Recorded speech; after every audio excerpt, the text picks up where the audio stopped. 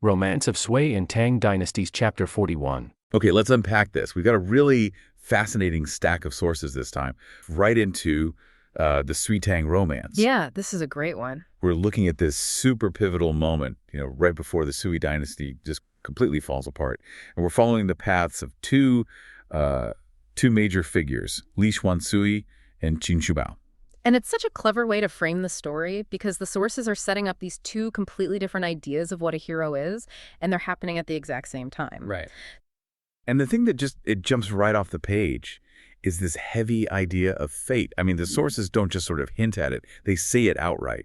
Oh. The opening lines basically say that friendships and especially marriage pacts are predetermined bonds from a past life.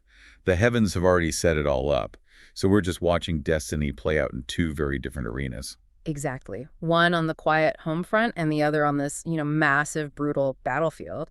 And what's so interesting is that the personal stuff, like Li Xuansui finding a wife, it's completely dependent on the huge public failure of the Sui state. How so? Well, the political chaos, the tyranny of the emperor, it creates this vacuum, and that's where fate, gets to step in. The personal and the political are just completely fused here. Okay, that makes sense. So let's dive into that first part with Li Xuansui. He's on the run with his companions, Wang Bodang and Bing Yuanzhen. They're fugitives. And they are exhausted. I mean, hungry, thirsty. The text says they've gone about 200 leso, 60 miles? About that, yeah. Yeah. They're just trying to get away from the authorities who are definitely on their tail. And then they find this place, this little pocket of peace. And the language used to describe it is it's so beautiful, almost like a movie. They stop at this secluded little home, and it's described with tu'a, which is like dense woods and slender bamboos. It's a classic image of tranquility. It's supposed to feel like a total oasis, a complete contrast to the chaos they're running from. Exactly.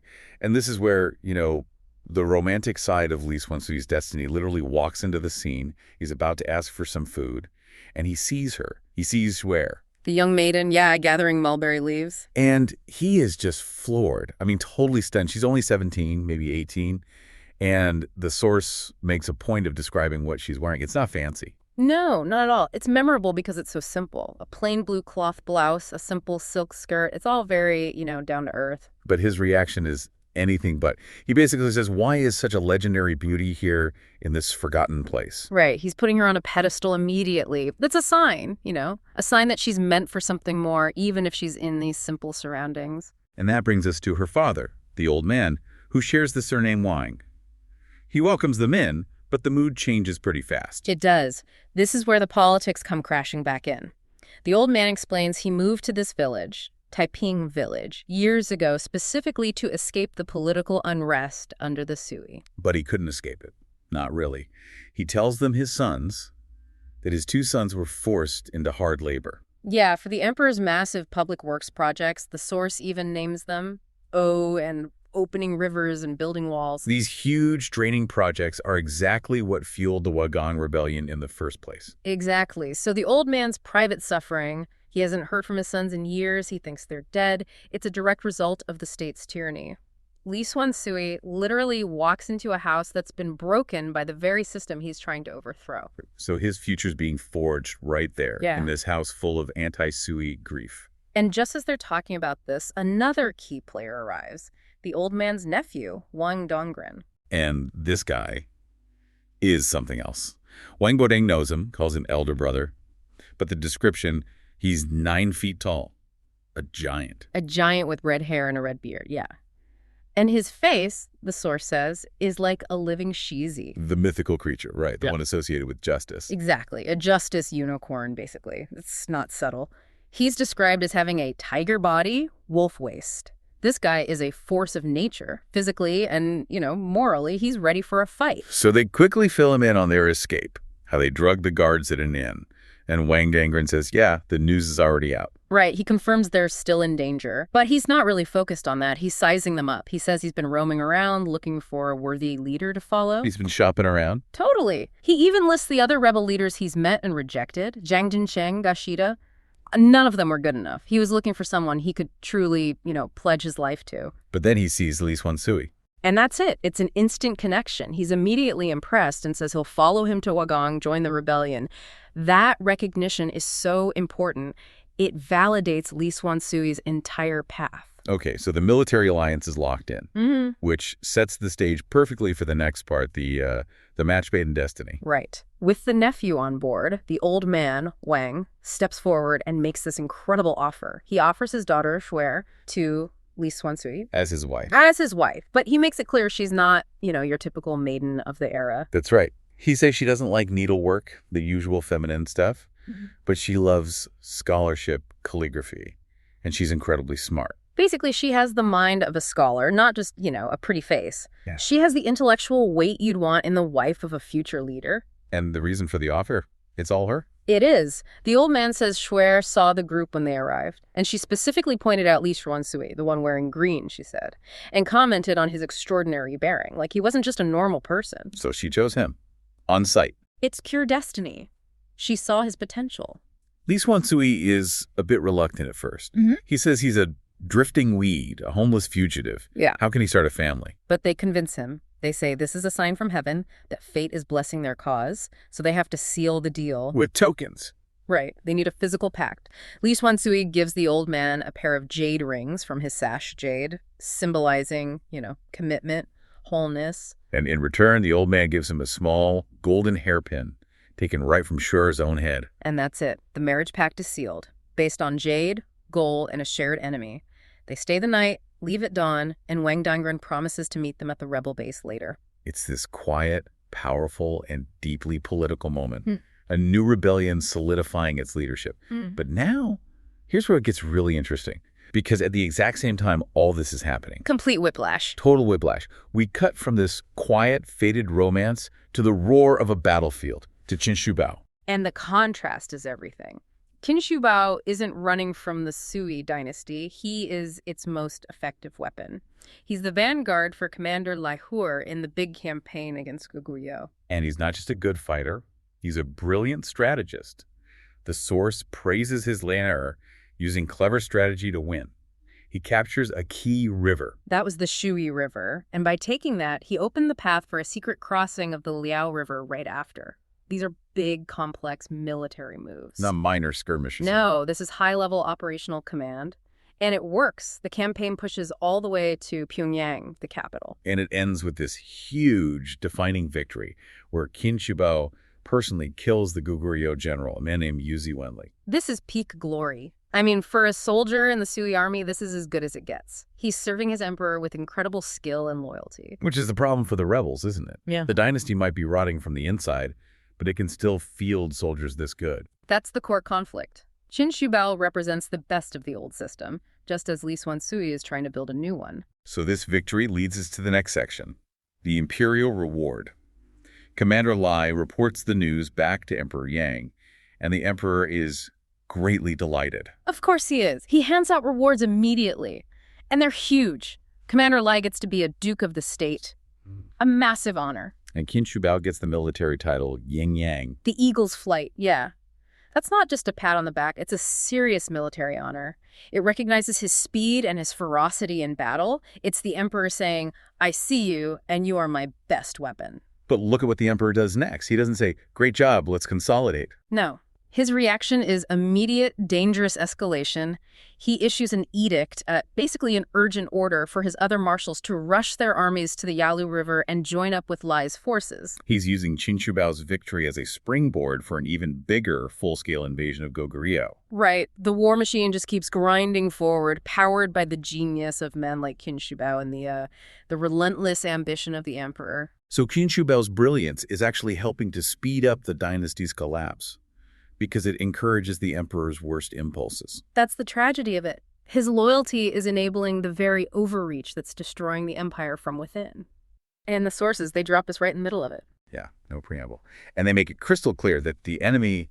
Well, the enemy understood the Sui leadership way better than the Sui emperor himself did. The whole strategy was basically psychological warfare. Okay, let's unpack that. The mastermind for Goguryeo was General Uji Mundiok. So he's not looking at the Sui army as just a mass of soldiers. Not at all. He's looking at the men leading them, particularly Yuan Shu and Yu Zongwen. And what was his take on their character? He pegged them perfectly. The source uses this incredible phrase, suf, Meaning? men greedy for profit, avaricious. Mundyuk knew that if he just dangled enough wealth in front of them, they'd throw all caution to the wind. So he targets that specific weakness. Instead of a frontal assault, he sends what's basically a massive bribe. Exactly, disguised as a peace offering. He sends these lavish gifts, hue pearls, famous horses, top-grade ginseng, sable furs, all with this fraudulent offer of surrender, a cunning deception. Right. And Yuan Shu, this veteran general, he's so blinded by the thought of all these riches and, of course, the glory of a victory without a fight, that he just accepts it. He just buys it. Hook, line, and sinker. He thinks Mundyuk is just handing himself over. It was stunning hubris. And Mundyuk uses that moment to slip away and set up his real trap. Yes, he sets up a defensive line designed to split the entire Sui invasion force. His plan was explicit. Make sure the land and naval forces can't support each other. So when Yuan Shu realizes he's been played, he reacts rashly. Very rashly. He gets his vanguard together, including his two sons, Yuan Huaji and Yuan Ziji, and just chases Mundyuk straight into the trap. Which Mundyuk was waiting for. Of course. He uses a tactic called Neo, a feigned retreat, to lure them deep into the terrain around Beishi Mountain. The trap springs, and suddenly the vanguard, led by the two sons, is completely surrounded, cut off. They're about to be wiped out. Annihilated. And this is where things get really interesting. Right on the verge of collapse, a lone general just appears and cuts through the Goguryeo lines. Tell us about this arrival. It sounds dramatic. Oh, it's classic romance novel stuff. Yeah. A figure under a red banner marked Qin. Simple battle robes, silver armor, but his weapon gives him away instantly. The double maces. The characteristic pair of double maces. He doesn't hesitate, just single-handedly routs the enemy forces. And that, of course, is Qin Shubao. He saves the entire vanguard and then goes head-to-head with the architect of the trap, Ulji Mundyuk himself. Right. And Mundyuk, who's been fighting and maneuvering all day, is exhausted. He's just no match for Shubao's ferocity. He's overpowered so fast that he literally has to ditch his gold commander's helmet and hide among his own foot soldiers to escape. So Shubao gets the helmet, claims a bunch of enemy heads. He saved the day. He saved the Yuan family. And at first, they're grateful. Yuan Huaji publicly praises him, says he relieved my siege.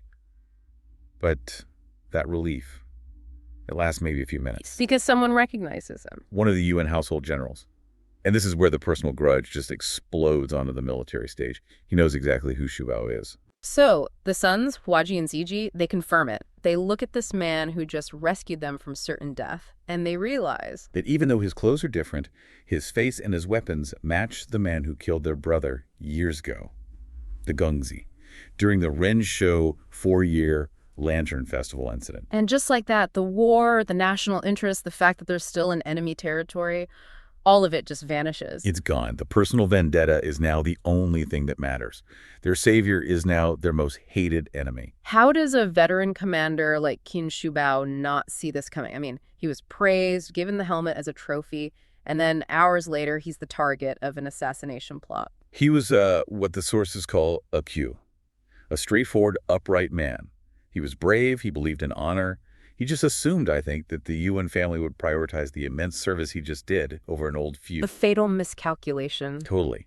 Yuan Ziji sees his chance and comes up with this vicious, calculated plan to kill Shubao and make it look like a military execution. What were the steps? Chillingly efficient. Step 1.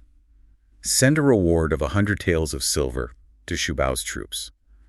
That makes it so Shubao feels honor-bound to go thank Yuan Shu personally. Okay. Step 2. Tell him to show up without his military uniform, no armor, no weapons. Step 3. The moment he arrives, seize him and accuse him of colluding with the barbarians. The captured helmet would be the proof. The idea being they could execute him immediately before his protector, Commander Lai Huz, could step in? Exactly. And Shubao, he misreads the whole thing. He thinks being told to come without military gear is a mark of great respect. So he changes into formal civilian clothes. He's completely unarmed when he walks into the tent. He walks right into the cage. Yuan Shu gives the order, take him down.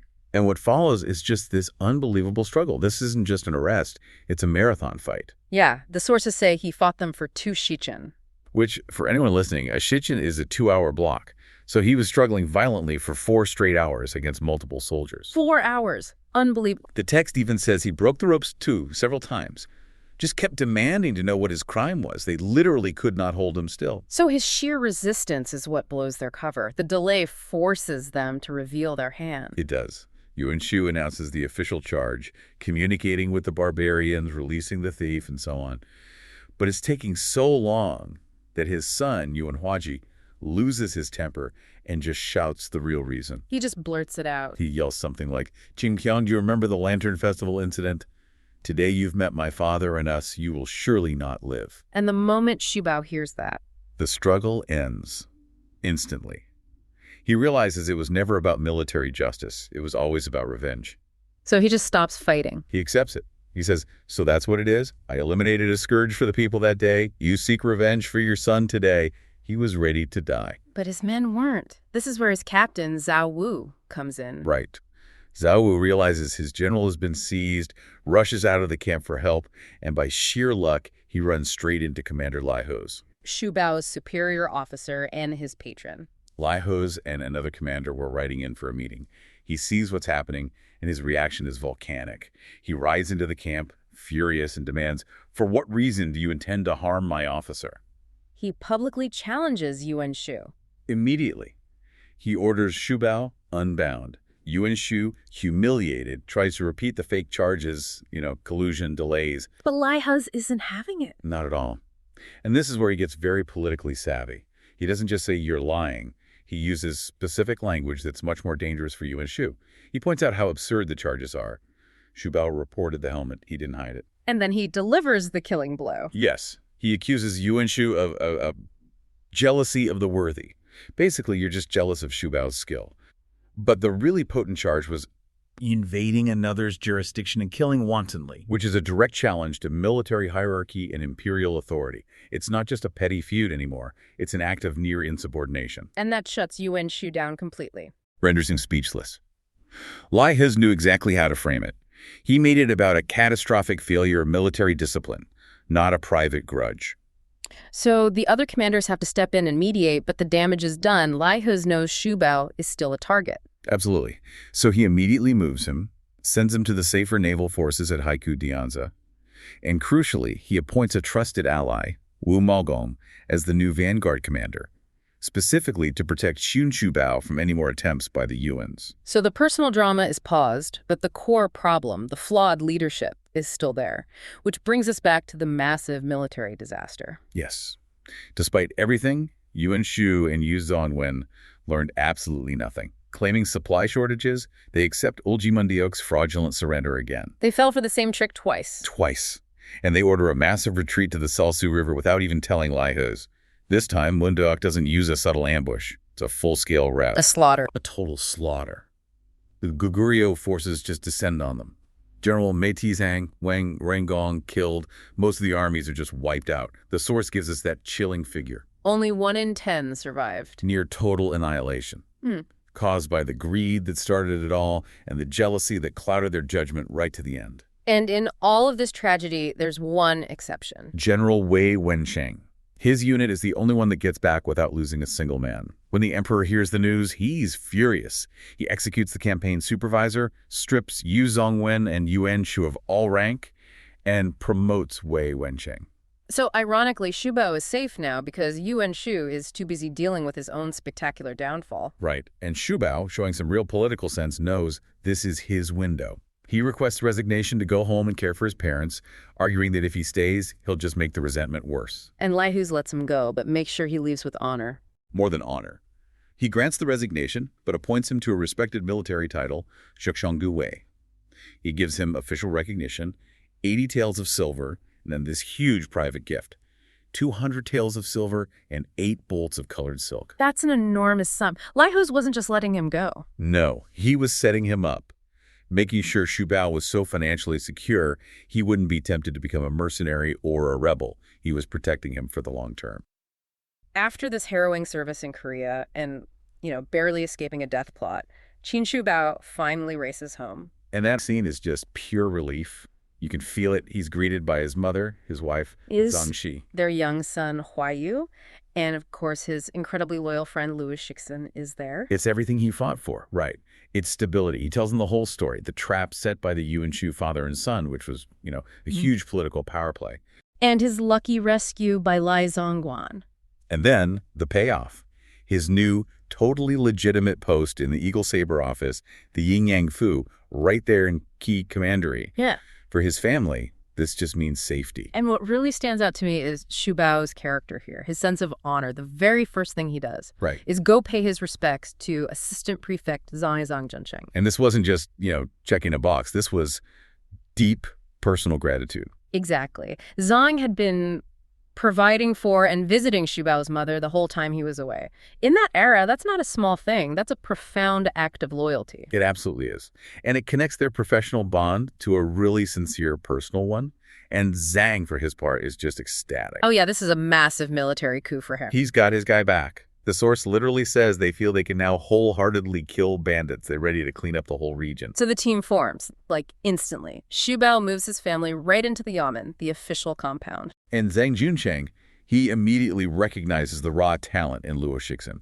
This guy is known for his, let's say, reckless bravery. He's a force of nature. A total force of nature. So he's made a captain, a Xiaowei, and his job is to train the troops. So now you have the leadership, the legitimacy, and the training pipeline. This unit is basically the Sui dynasty's best asset in the entire region. They're built for one thing: stabilization through overwhelming force. And their success isn't gradual, it is immediate, and it is crushing. Right. The core Team Shubao, Zhang Juncheng, Luo Shixin, they add 2 new lieutenants, Tang Wanfen and Fan Jianwei, and together they just become this force multiplier. The sources just list off their victories. First, they take out the Changbai mountain bandit, Wenbo, famous guy, gone. But the really staggering one was the campaign against this coalition of bandits, Hao Xiao, Cania, and Pei Changkai. And this is where the numbers get, almost unbelievable. 200,000 troops. 200,000. Now, the source is careful to call them a motley crew, a wuhi zizong, so disorganized. Sure, not exactly an elite army, but still. Even a disorganized mob of 200,000 people is a huge logistical problem. So what does a victory like that do for Shubao's reputation? It makes him a legend. Overnight, he goes from being a capable officer to the guy, the ultimate guarantor of Sui rule in the East, alongside Zhang Zutuo. And they follow that up by taking out Lu Mingyu and another 10 or 20,000 of his men. So bandit forces across 3 major regions, Shandong, Hebei, Koisi, they become, and I'm quoting here, utterly paralyzed by fear. That's when you know you've made it. And of course, the emperor notices. Oh, absolutely. These victories are being reported back to the capital, Ji and Leizhou, one after another, and the promotions just start rolling in. Zhang Junsheng gets a huge one. He's made key commandery grand administrator. So he's the top dog, civil and military. And on top of that, he gets this wild title, ambassador for suppression and hunting across 12 circuits of Shandong and Hebei. So he's effectively the security chief for half the Eastern Empire. And Qin Shubao gets his due. He's promoted to Yue General, so deputy commander, right there with Zhang. Luo Shixin, too. He's made a Zaichang Langjang, a colonel, basically. These aren't just ceremonial titles. This puts him in the high command. This is immense trust from the throne. It's an incredible peak. The source sums it up so well. Before the enemy, 10,000 people are discarded. Throughout the 4 seas, their names are spread. This is Qin Shubao at his most famous, his most legitimate. And his most loyal to the Sui. And the timing of this is just, it's fascinating. Here's where it gets really interesting.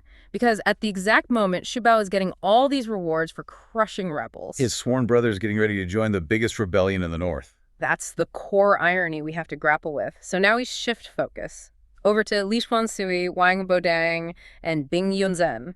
They've split off from their old group, and they're heading for Wugang.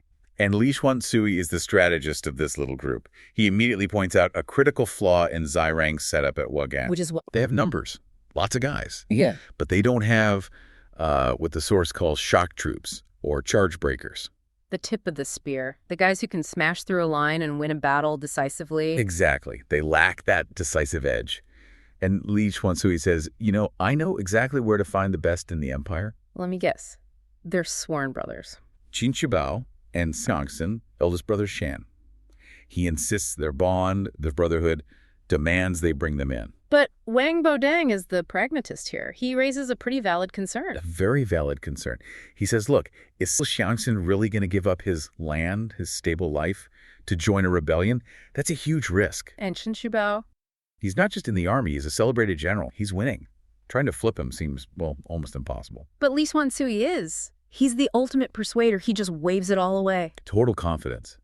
He says his 3 inches of tongue, that classic idiom for silver-tongued eloquence, will be more than enough to win over Shangxin. For him, this isn't just strategy. It's a test of loyalty. Right. It's about proving their brotherhood means more than anything. So they make a plan. Wang Bodang and Bing Yuanjun will go on ahead to Wagang.